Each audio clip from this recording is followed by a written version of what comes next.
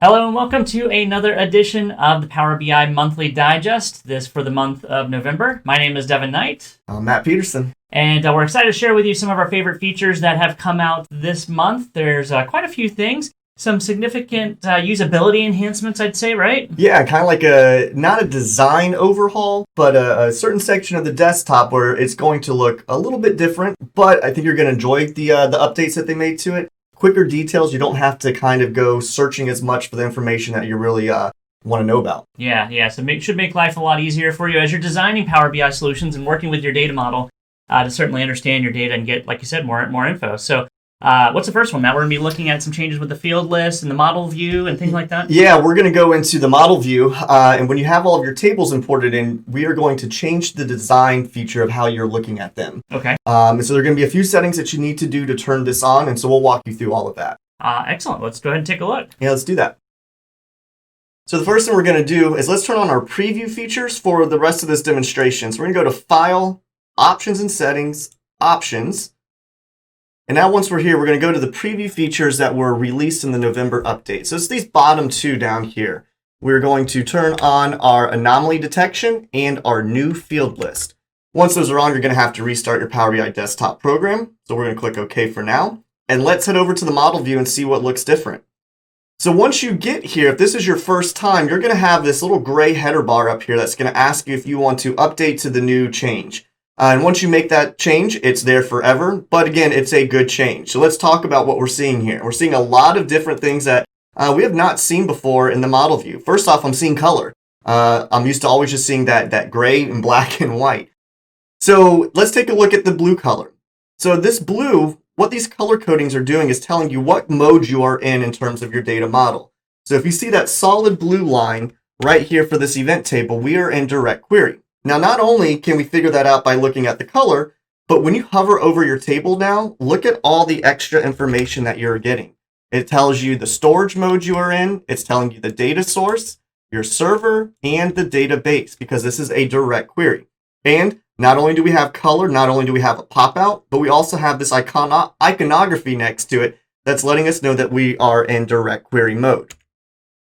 So with that, we can also look at the next feature with it is when we see these little dashes through it. This means we are in dual mode. So we are in the import as well as direct query for them. So when you want to see that very good detailed look, you do a hover over your table. It will also tell you if you're an import, when the last time the data was actually refreshed for you in the desktop. That's always a good thing to know. I noticed, too, it looks like there's some changes with how you would hide fields. So in the past, you would right-click on a field or right-click on a table to hide it. Now it looks like when you go to hover above any one of the fields here that you get the little icon there to go ahead and hide the field directly this way as well. So make it a little different. Yeah, because in the past, you'd have to come over to your fields pane. You could do a multi-select, and then in the properties, you can put is hidden. But here you can do it just right within. Also take a look at, because sometimes we would have these tables with tons of columns and the table themselves would be large. But if we hit this collapse button, notice how much space I can now save. If I'm really just if I'm really just interested in terms of how do these tables, what are their relationships? You might go, well, yeah, Matt, take a look. If I want to know the relationships, I don't know that because I've just collapsed the table. Well, don't worry. Power BI figured that out for us before we started this.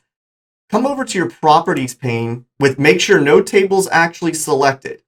So if you go to your properties pane, one of the first things that you can do is at the very bottom. I said it's the first thing, what's the bottom option, but you can pin a key to the top of your card. So I'm going to click on yes and watch what happens to these tables over here.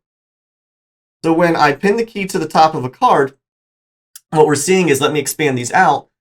Look here, the keys are at the top now instead of doing it alphabetically. Yeah, that's nice. Yeah, and then the other thing is like I said, well, what if, again, I collapse these, I don't see the keys at all? Well, you have another option to show the key field when the card is collapsed. I click yes. So if you're really just interested in what keys are talking to what, having these features turned on will be very beneficial to you. Yeah, that's really nice because sometimes you can get a little lost with all the fields that you have. If this way you can collapse it and just look at the relationships and the keys that are based off the relationships, it'll go a long way to helping you debug issues rather quickly. Yeah, especially if you have a large data model with lots of tables in it. And the last thing that you can put in there for your properties is if you want to show the database in the header. So take a look here. I'm about to turn this on. And now for our direct query over here, we see where our database actually is. So again, you make the modifications as you want. One of the gotchas I kind of thought about this is to get to that properties, you can't have an actual table selected. If I have the product table selected, no longer do I have the option of how I want things to be. There was also a performance improvement here, right? So about how many tables are displayed and things like that? Yeah, so if you have a large model, more than like 50 tables, I think 50 is the number. If you have more than 50 tables, you get to pick of which ones you want to view. And instead of trying to show all your tables and hitting performance errors, Power BI will load and let you decide the layouts that you'd like to work with rather than kind of being overwhelmed with the crazy looking model there. Yeah, that's awesome. So a lot of really cool stuff in the model view, a new look and feel to it. That tells me we're going to have to do a bunch of re-records and some of the content that we've done. Yeah, and this is actually the first rollout. The goal is for this release, for I guess the next few months, they're now going to change the field list view in the data view as well as in the report view. So I think they're trying to get a more cohesive to where everything looks the same. Because you also might have been noticing that this is the first time in the fields list on the right where in the query, in the remodeling view that you actually saw the icons if they were measurements, or if they're being auto-summarized and stuff. Before, you'd have to go to the report view and then come back here as well. Kind of silly you had to do that. So it's a great fix. It's kind of more in solidarity across all the different views that you have there, of course. All right, so the next thing we're going to look at is a feature that's been in preview already, I think. The ability to apply all filters in the filter pane. So we have that filter pane that's on the kind of right-hand side. And you can apply a filter. The way that normally works is when you apply a filter, the results happen immediately. But if you're working with a rather large data set, if you apply a filter change every single time you make a change, that can have some performance problems. So the feature that was released a few months ago was you can make all the filter changes you want, hit apply, and then you'll be able to have them as one change rather than every click be a new query execution back. Yeah. So that's been made generally available. You want to remind folks what that looks like? Yeah, let's do that. Yeah. And actually to show you that you have options. Just because it's available does not mean you have to use it. So let's go back to the report view. And if you go to File, we're going to go to Options and Settings. We're going to go to Options. And then where you're going to turn this on, the way that you want to see this is under Current File, Query Reduction. And when you are there for the filters, the old one way was instantly apply your filters. So when you hit something, it automatically did that. Then they had a new update to where they said, we're going to give you a button for every single filter. And after you make that one filter selection, you click that button and then it gets done. So if you had 5 filter selections, you'd have to hit 5 separate buttons. Well, now we have, again, after preview, this add a single apply button to the filter pane. So if we turn this on, which is the one that I like to use personally, so I'm going to turn this on. And what we're going to see now is, boom, it was very quick. We have this apply button that hits down here at the bottom. So as I make my filter changes in here, and I've got a few different ones. So let's put, we'll put clerical for our education. We'll put down our gender. We'll go to female.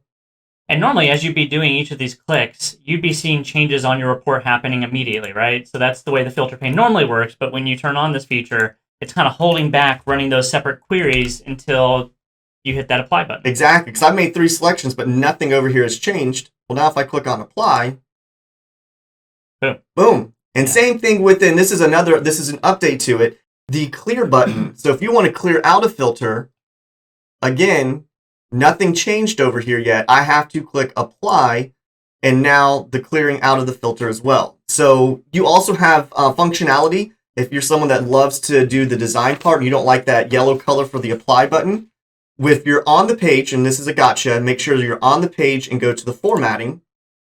And then you're going to come down to the filter pane. And then at the very bottom, towards the bottom, this is where you can change your apply color. So if you don't like it being that yellow and you'd rather make it, I always go for that pink salmon color. You know that by now. And I click on Europe. Now I've changed the color. You can that was an awful choice. Yeah, awful choice. Exactly. I know, but I can't stop from picking it. Got to keep things in the same here. So you can also do this in the themes. So if you like to customize your themes, you can customize the apply button theme within there as well. Excellent. So yeah, some really cool stuff there. Again, that one going generally available, and some additions to it as it went generally available there as well. Now, the next thing we're going to look at is another feature that's been hanging around for us for a little bit. You have a little bone to pick with it, I think, a little bit. Yeah. But the drawing of the rectangle. So I want to be able to select data points on visuals. They've now added that capability for maps, right? They have.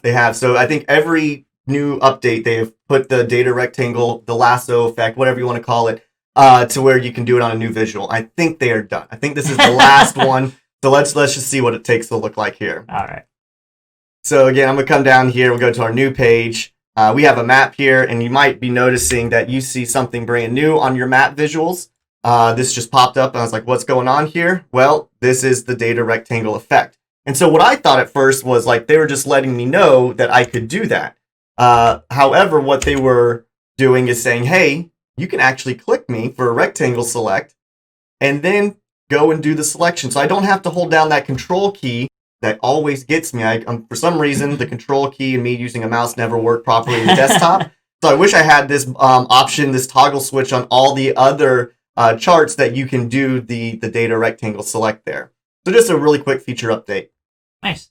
Yeah, so a quick little one there. The next one we're going to look at is totally new. Like I don't think that there's been any hint of this one coming out, but it's another data visualization update that works on certain types of visuals. Let's see. It's on bar charts, column charts, line charts, combo charts, scatter charts. But this is a zoom effect that you can have now. Tell us about this one. Yeah, this is, I think I never really thought about I would like this visual update to it. But like, let's say you're looking at data over across many years and you're like, you know what, I just really want to see the years between 2008 and 2010. Well, prior you would have to put on some kind of slicer and make your date range 2008 to 2010. Well, what did that also do? Well, unless you turned off edit interactions, all of your other visuals would also do that as well. Well, now we have the capability just to affect one visual within the visual itself without adding this extra slicer. Nice. Yeah, let's take a look at that. All right. So we're going to come down here, and I have a line chart right here. And what I'm going to do for it is we are going to come into let me select our line chart itself. We're going to go into the formatting of it because this is off by default. So if you want what they're called zoom sliders. If you want this on, we're going to go off to on, and I'm actually going to zoom out so you can see the change immediately here. We're going to turn the zoom slider to on. So now they're just saying, how do you want to zoom in on your visual? So if I want to go in, like I was saying, between 2006 and I don't know, whatever this might be here, and then I want to see in between a certain range, I'm only looking at that. So you might be saying, like I was saying, I want to see where it looks like I'm around 2000, a little over 2007, etc. Can we get more details with it?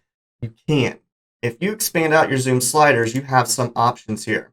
And they're default off it to start with.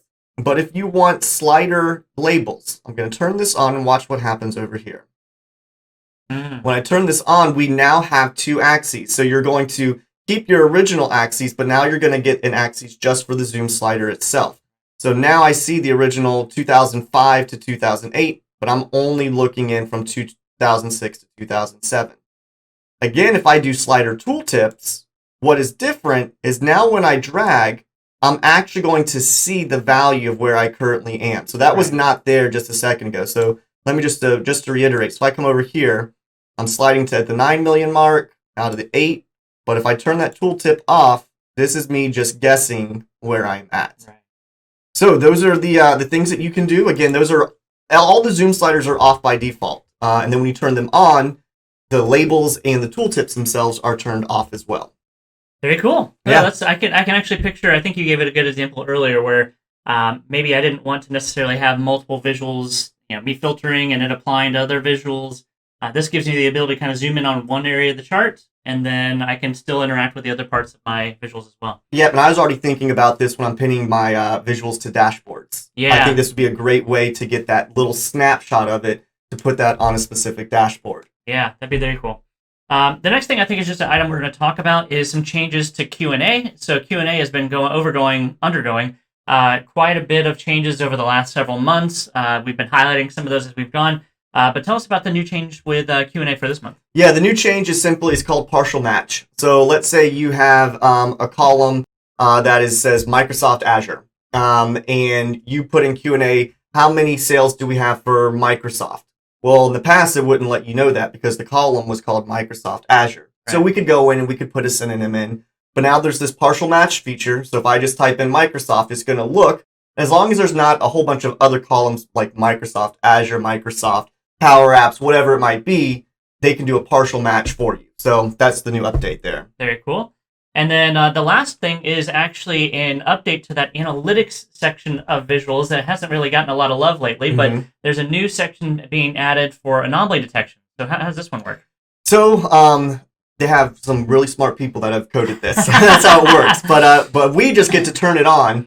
And what Power BI does, once it is turned on, it runs all of its algorithms, and it's going to give you expected values of a min, a max, and what they expect it to be. And if our value is outside of that range, it's going to say, hey, this is an anomaly, something just weird here. But they'll attempt to explain it based on fields that you bring in. So again, really smart people did this. Yeah. I don't know. I'm a math person, but I don't know all the formulas. Not that high level math. And it's a pretty neat feature. Now, the one gotcha though is in order to use it, you have to your line chart, your fields that you use either have to be of data types of date time, or you have to have a date hierarchy. Okay. That's the only way that this anomaly detection currently works. You either have to have a date time or a date hierarchy. Gotcha. All right, well, let's take a look. Sure. And so for ours, we're gonna put ours in. We made one with a date hierarchy here. So let me click on our visual. We've got a date hierarchy going from year down to day, and we're looking at these sales amounts. So if you want to turn on anomalies, you're going to go to your analytics pane in the visualizations pane. And then you're going to come down here to this feature. And again, this was a preview feature, so you do have to turn it on. And you're going to come over to find anomalies. And you're going to say, yeah, I want to add an anomaly. And now you can change the sensitivity ratio as well. So as you slide that, the anomalies, it'll find more or less based on your settings. And so right now, I'm not seeing any anomalies yet because I'm just at the year level. So let's go down one. And now look at this. We got this gray area. So let me just hover over one of these here. And let's take a look at the tooltip. And it tells us what the current sales amount was, what the expected value. So we are actually over what Power BI, the smart math people, figured out. And they gave us an expected min and an expected max. But we're falling within that gray area range, which that means there is no anomaly yet. Let's go down one more level to see if we can actually find one here. There we go. There you go. This data point is not within their expected values. So if I come over here, now at this point, if I click on this, I do a right click. So I did a right click, not a left click. That's important. I do a right click, out pops this anomalies pane. And so it's going to give you a reason here. And then it says possible explanations. We couldn't find any significant explanations for this. It says try adding new fields. All right, so let me go do that. So I'm going to say try to explain this. Maybe if I was interested in a certain characteristic or demographic, maybe like gender. So let's see if gender had anything to do with this scenario here. So explain by gender. And nothing yet there, so we're going to come back. And now maybe we'll go like with what's something else. Maybe education affected our cells here. And then we're going to click on apply. Oop, let me get that in there one more time. And now when I click on apply, let's see if they can find anything there. So it's working in the background here, and we might have to actually right click on this one more time. Yeah, maybe give it a little refresh. Give it a little refresh. We'll do a right click. Oop, doop. Come on over. There we go. No, still not. Still no explanation there. So we might have just picked some fields that didn't necessarily find any correlation with that anomaly, but still, you could, if you did find anomalies, you could potentially, if you had picked a field, there's one. There's one. So this one is saying, hey, they could give a little bit of an explanation, say maybe the males caused this anomaly by a 38. Their prediction is a 38% prediction that the males have caused the anomaly.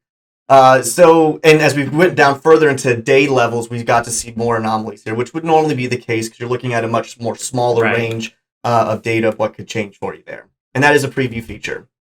Well, very cool. Yeah, you showed how to turn on the preview features in the very beginning, so make sure you take a look at the beginning of the video to get those preview features turned on if you want to play around with the anomaly detection. But that's it for this month. So a lot of good stuff. A lot of things to help your usability that we showed early on. Definitely recommend turning on the new model view capability. I think that was a field list option in the preview section. But we're curious, what's your favorite? So let us know below in the comments. Let us know what's your favorite feature that was released this month. I think there's going to be some really exciting things coming out next month as well. So we're excited to show you some of those as that becomes available. But my name, again, is Devin Knight. And I'm Matt Peterson. And thanks for joining us. Take care.